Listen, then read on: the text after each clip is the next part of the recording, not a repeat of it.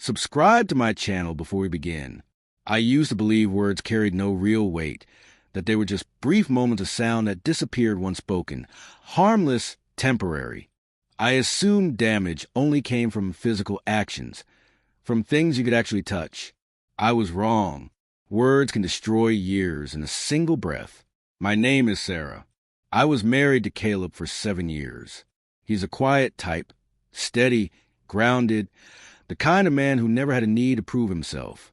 Whenever he entered a room, he didn't fight for attention. He simply existed with this still calmness that made me feel safe without me even noticing it. Maybe that's exactly where things cracked. I got used to that safety.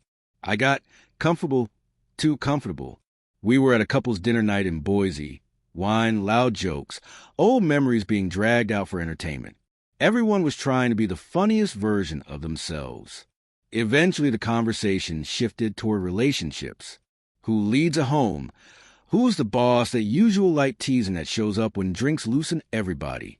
Someone said, "Sarah, you got lucky with Caleb. That man is patience in human form. I've never heard him raise his voice once."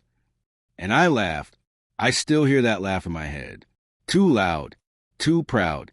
I joked, "Well, yeah, because he's basically my second child. I'm raising him too." Everyone erupted into laughter. For a moment it felt good. All that attention. Like I was a star in the room. Everyone laughed except Caleb. He just stared down at his plate. Not mad.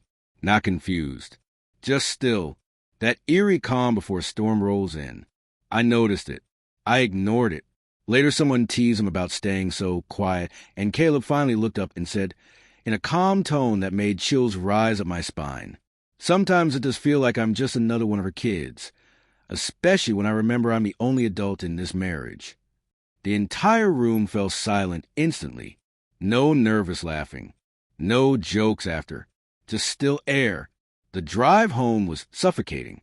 Not a silence waiting for discussion, but silence that already knows the conversation is going to rip something open. Inside the house, I tried to explain away. Told him it was just a joke.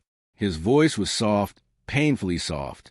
"You embarrass me in front of people we care about, and now you want to call it a joke?" I brushed it off, saying everyone jokes about their spouse. He was just overthinking. He turned toward me, and I saw something in his eyes I hadn't seen in years. Not anger, exhaustion. Not from that night. From us. "No, Sarah, this isn't one night. You've been doing this for years. You made me a joke, and I allowed it because I thought it made you feel good." Those words crushed straight into my chest. Sharp. Heavy. He kept going, steady voice, painful truth. "You don't respect me. You only respect the reaction you get when you talk about me." He sank down slowly, like something inside him had completely folded inward. Then came the line I will never forget. "I think we need space. I need to remember who I was before I became someone you laughed at." He slept in the guest room that night. The entire energy of the house shifted. The silence wasn't empty. It was loud. It was grief. Over the next week, I heard drawers open in the guest room. The quiet sound of someone packing a life they no longer felt they belonged in.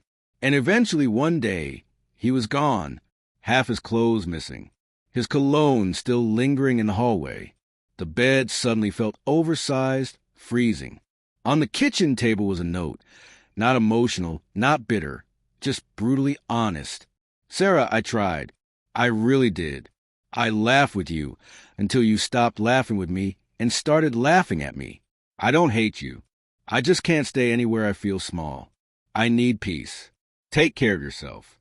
Caleb." I reread that note so many times. I still revisit it sometimes. A few days later, I dropped his watch at his brother's place in Meridian. Caleb opened the door. He looked lighter, like breathing wasn't heavy anymore. We didn't hug. We didn't cry. I told him, "You were right. I didn't realize I stopped respecting you."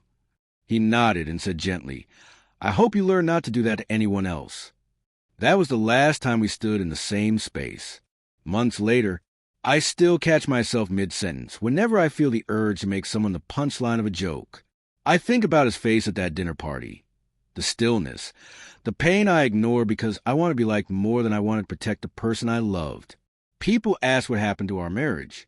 I tell them the truth. I confuse feeling loved with someone tolerating me. I thought silence meant everything was fine, but silence is just someone quietly fading away. Sometimes the worst betrayal isn't cheating, lying, or walking out. Sometimes it's making the person who loves you feel small every time they stand beside you.